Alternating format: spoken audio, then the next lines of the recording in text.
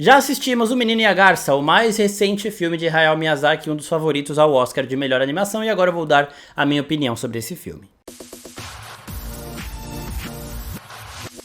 E aí, seus geeks, tudo certo? Eu sou o Marcos Veloso e bora falar de O Menino e a Garça, o mais recente filme de Hayao Miyazaki, e que possivelmente vai ganhar o Oscar de melhor animação, concorrendo nada mais nada menos com Homem-Aranha através do Aranhaverso, que eu coloquei no meu top 3 de filmes do ano passado, do ano de 2023. Antes de eu começar a falar do filme em si, vou dar aqui algumas informações pra vocês que querem ver esse filme no cinema. Ele chega aos cinemas do Brasil no dia 22 de fevereiro, mas já no final de semana do dia 10 de fevereiro vão ter algumas sessões de pré-estreias no Sato Cinema e também em algumas salas da rede Cinemark. Então é só vocês pesquisarem direitinho e ver onde tá passando aí mais perto de vocês. Sato Cinema na Liberdade em São Paulo e Cinemark no Brasil inteiro. Bora falar do filme aqui, eu vou dividir esse vídeo em duas partes porque eu peguei duas das principais mensagens. Primeiro, que eu acho que esse filme aqui, ele vai ser captado de uma forma diferente para cada pessoa que assistir, né? Tem diversas formas de ver esse filme, tem diversas camadas nesse filme, eu acho que cada pessoa vai ter um certo entendimento da mensagem que o Hayao quer passar aqui. E uma outra coisa que eu percebi é que esse filme, ele fica na sua cabeça depois que você assiste, e quanto mais você pensa nele, mais você vai entendendo ele e mais profundo ele vai se tornando. Assistindo o filme de primeira, assim, eu não chorei tanto quanto eu chorei em outros filmes dele, como por exemplo A Viagem de Chihiro. Eu chorei bem na Viagem de Chihiro, né? Viagem de Chihiro eu saí, depois de assistir o filme, com uma sensação meio estranha que eu não sabia muito bem descrever. Uma leveza, sabe? Que eu entrei pra assistir o filme de uma forma e saí muito mais leve dele. E aqui foi uma experiência diferente com O Menino e a Garça, né? Eu não chorei nesse filme, mas depois que a gente vai pensando nele, dá vontade de chorar. Então eu acredito que na próxima vez que eu for assistir eu vou chorar mais, porque agora, depois de já ter visto uma vez, depois de já ter entendido algumas coisas que na hora ali eu não captei, né? Fui captando depois de ficar matutando com as coisas na cabeça, aí a gente tem um outro entendimento e provavelmente sim, eu vou chorar. Primeira das mensagens que eu captei aqui é do Hayao Miyazaki para ele próprio e para o próprio legado dele, né? Então, este filme aqui era pra ser o último filme dele. Só que em 2023 saiu uma notícia de que ele já estava trabalhando em um novo projeto, só que eu não sei se ele vai dirigir ou não este novo projeto, né? O Hayao Miyazaki tinha se aposentado, saiu da aposentadoria pra fazer O Menino e a Garça e disse que pararia, só que aparentemente ele é um workaholic, né? Ele só sabe trabalhar, só sabe criar, ele tem uma mente fantástica, então quanto mais ele criar, melhor pra gente. Porque eu não sei se ele vai agir como diretor de fato nesse filme, só vai trabalhar no conceito e deixar outras pessoas do estúdio Ghibli criar o filme, né? Dirigir e tudo mais, ou se ele vai de fato cuidar de tudo. Só que O Menino e a Garça, sendo ou não o último filme do Hayao Miyazaki, funciona como um filme de despedida dele. E por que eu tô falando isso? Porque o filme, ele passa, né, em dois mundos, no mundo real e num mundo meio que de fantasia, um mundo onde o tempo não funciona da forma como deveria funcionar e onde as noções básicas do mundo não funcionam como deveriam funcionar. Um mundo muito mais lúdico, assim como quase tudo que o Hayao Miyazaki já fez na vida dele. Então eu vejo esse mundo mais lúdico como sendo o mundo das obras do Hayao Miyazaki. E este mundo, ele é mantido de pé por uma pessoa, um senhorzinho, que foi quem elevou esse mundo em primeiro momento, né, que está ali vendo que as forças dele estão acabando e querendo passar o manto deste legado, de manter esse legado de pé, para alguém do próprio sangue, né. No filme é dito que precisa ser alguém do mesmo sangue desse senhor, e o protagonista, que chama Mahito, ele é dessa linhagem, né. Então a ancestralidade está muito forte aqui nesse filme, e eu vejo isso como o próprio Miyazaki passando um recado de que ele queria que a família dele continuasse o legado dele, né. No final disso tudo, que essa situação está se resolvendo, a gente percebe que não terá, né? A pessoa que ele escolheu para continuar o legado dele, não vai continuar o legado dele, e ele vê que tá tudo bem, né? E isso pode ser um recado pro Goro Miyazaki, que é o filho dele, que também trabalha com animação, né? Que poderia muito bem carregar esse legado também. E ainda tem uma mensagenzinha bem da melancólica ali no final. Porque depois que eles saem desse mundo fantasioso e voltam pro mundo real, um dos personagens vira pro Mahito, que é o protagonista, e fala: "Você lembra de tudo que aconteceu lá no outro mundo?" E ele fala: "Claro que eu lembro." Aí ele, isso não deveria acontecer. Aí ele fala: "Você trouxe alguma coisa de lá?" E aí o Mahito fala que trouxe uma pedrinha, né? Ele trouxe uma pequena pedra. E aí esse personagem fala pro Mahito: "Ah, tudo bem, esse não é um amuleto tão poderoso. Eventualmente você vai acabar esquecendo." Então aqui eu vi isso também, como eu tô até arrepiado aqui.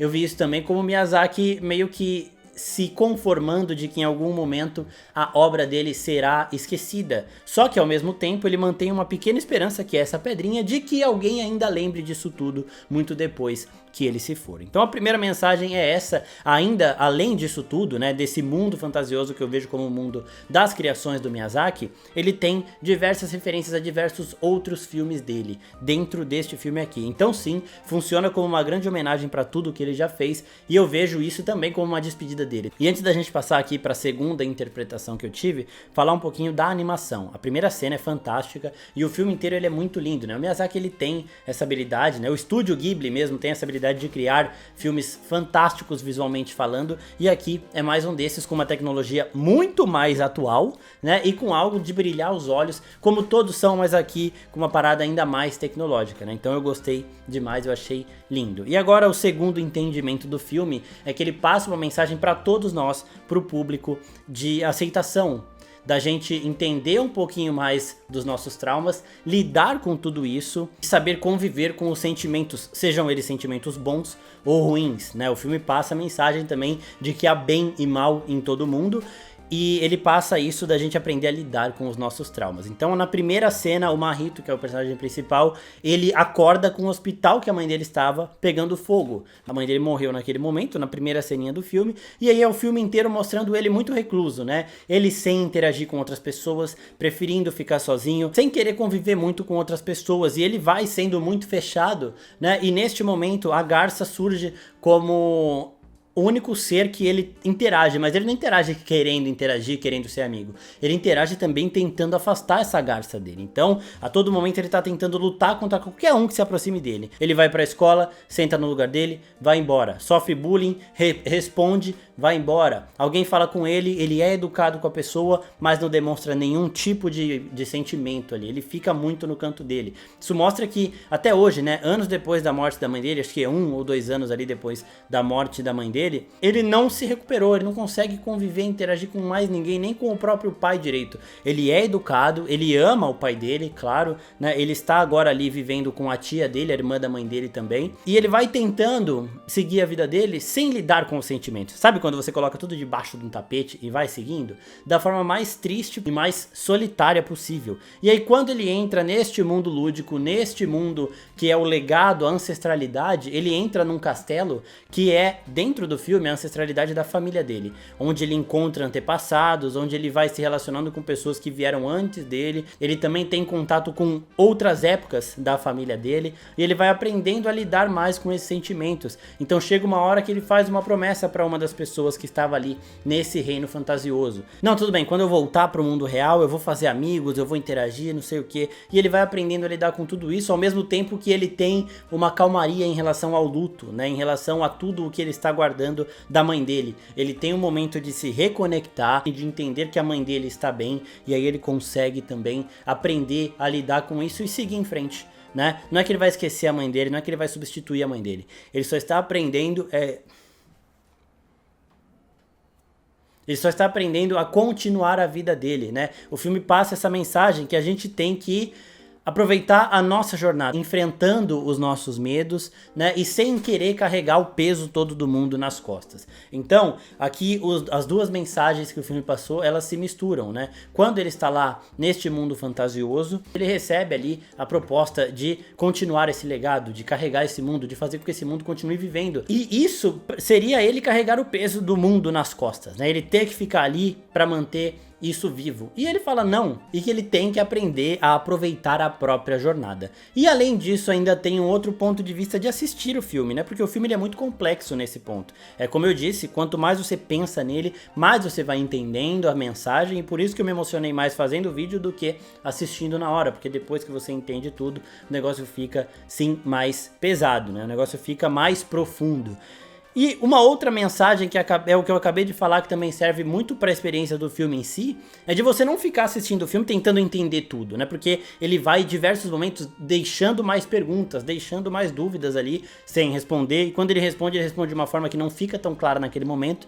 E uma das boas formas de você aproveitar esse filme é simplesmente assistindo, é simplesmente apreciando a jornada, apreciando a fotografia, apreciando as aventuras que o Mahito tá vivendo com as pessoas que ele tá vivendo, sem pensar muito sobre, sabe? Depois que acabar o filme você pensa, depois assiste de novo e aí você vai ter um novo entendimento. Então por isso que eu acho que esse filme ele é tão bom, porque quanto mais você pensa nele, melhor ele vai ficando. Então, quanto mais você assiste ele, mais você encontra algumas coisas ali. Ele também é uma mensagem, uma homenagem ao próprio legado do Miyazaki, né? Então ele funciona muito bem como aventura, ele funciona muito bem como um filme do Estúdio Ghibli. Quando eu saí do filme, eu falei, putz, esse filme aqui não é pra criança, né? A criança vai assistir esse filme e vai ficar boiando. Mas a criança não precisa assistir esse filme pra entendê-lo. Ela pode assistir pra apreciar a aventura. Tem momentos divertidos, tem momentos engraçados, tem cenas visualmente lindas e emocionantes, então é sim pra todo mundo. É aquilo que eu disse, cada um vai ter um entendimento do filme, mas eu acredito que todo mundo que assistir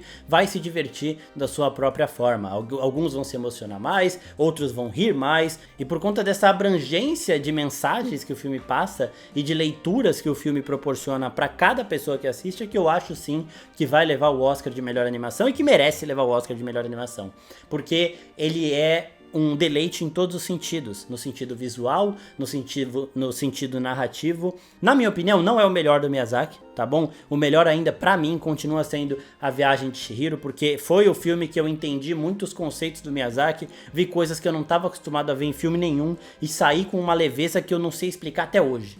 Sabe? É uma coisa que eu nunca senti vendo outro filme, mas eu gostei bastante aqui. Dá pra gente perceber em tudo que tem muito do Miyazaki ali e que tem mesmo o Miyazaki falando consigo próprio, o que deixa tudo ainda mais bonito. Então, de novo, chega aos cinemas do Brasil no dia 22 de fevereiro, mas já no dia 10, no final de semana que esse vídeo aqui está sendo gravado, já terão algumas sessões de pré-estreia. Espero que vocês tenham gostado desse vídeo, se inscrevam no nosso canal e assistam O Menino e a Garça, porque vale muito a pena. É isso, pessoal. Muito obrigado e até a próxima. Tchau, tchau.